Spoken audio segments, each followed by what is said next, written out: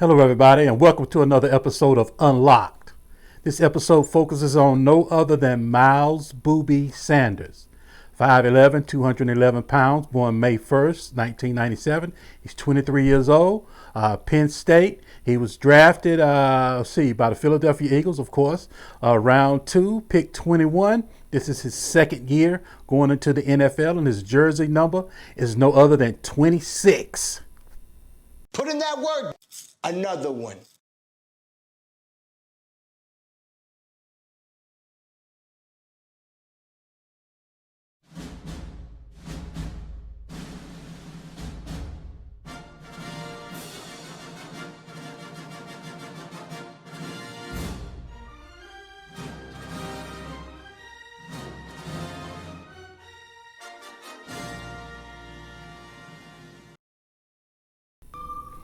We call him Saquon Barkley Jr. was the name that was attached to him in college. So it was a lot of weight living under that shadow of the no other than Saquon Barkley. In the NFL, he has become his own man. He is a 3-down back. He's a 3-down threat. He has quick feet. He has excellent hands. He's an abuser in pass pro.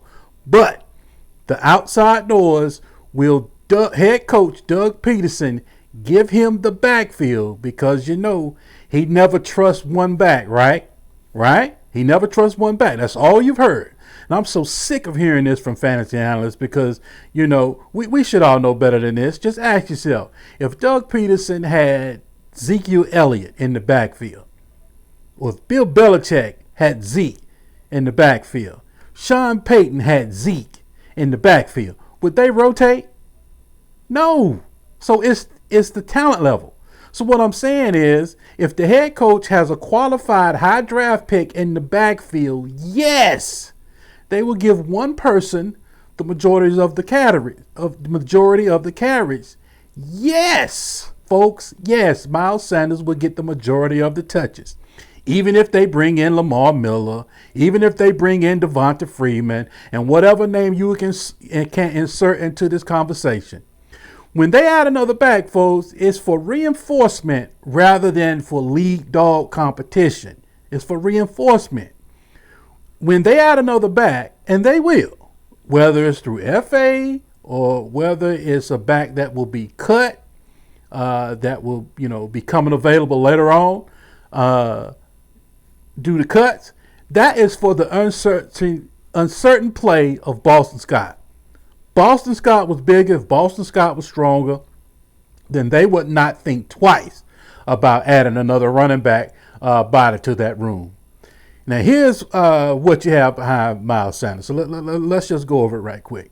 You got Boston Scott. You got Corey Clemens. You got Elijah Holyfield. You got Adrian Killins. You got Michael Warren. Now you see why they must bring in another back. Philadelphia is known for injuries. So that's why they're bringing in another back. Now, the main trait I look for when doing these unlock videos is I look for growth.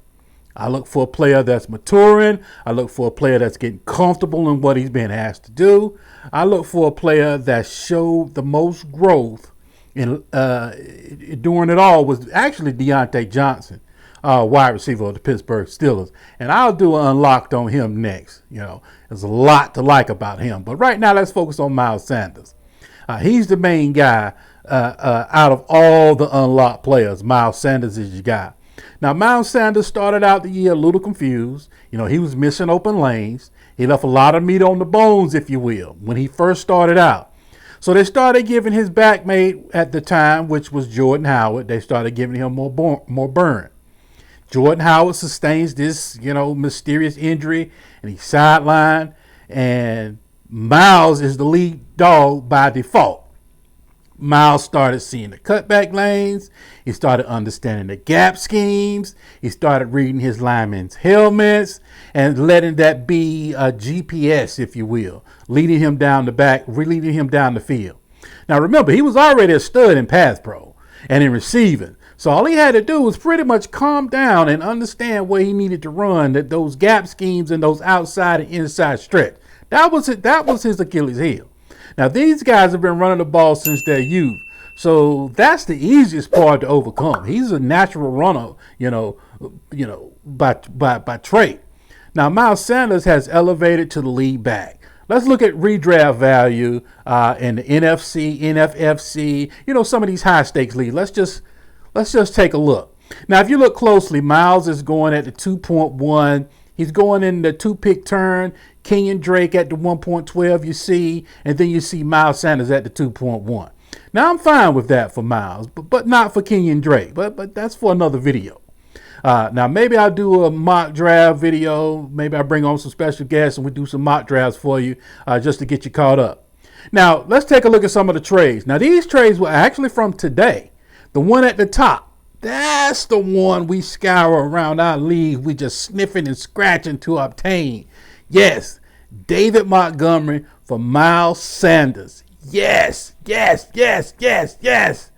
what it's about, folks. That's what we're looking for. That's the trade we're looking for to build off our league mates' backs. Now let's just recap right quick. Miles Sanders has excellent start stops. He has excellent hands. He's excellent in pass pro.